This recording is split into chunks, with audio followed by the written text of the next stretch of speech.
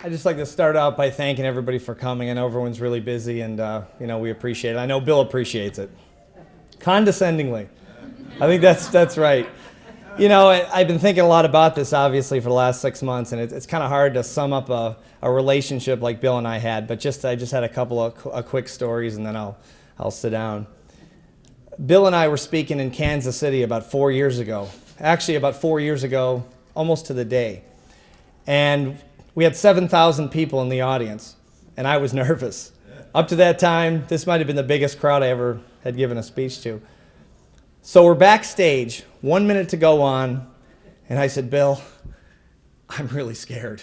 I mean, you've done this a lot. Do you have any last-minute advice for me? And you can imagine this one. He said, yeah, I do, kid. He said, I want you to look out there, Steve. I want you to look out at that audience. So I did. Stadium. Standing room only. He said, there's a lot of people out in that crowd, isn't there? I said, yeah, Bill, there really is. He said, here's my advice. He said, Steve, if you are ever going to screw up a speech, now would not be the time.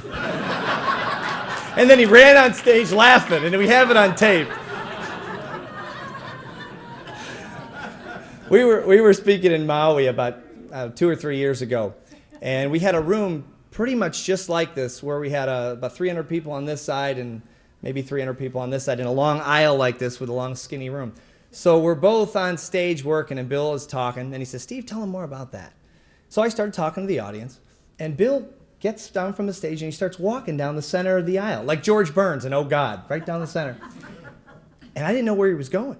So I kept talking to the audience and sort of keeping a second eye on him, watching him, and finally he got all the way to the end of the room, and I said, Bill, where are you going?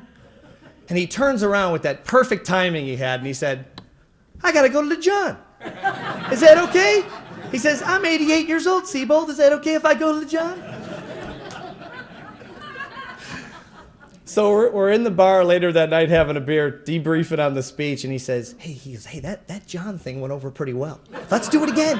That got a big laugh. I love Bill. I still love him, and I'll do the best I can. I want to promise everyone here to carry on his legacy. So thanks. Thanks for being here.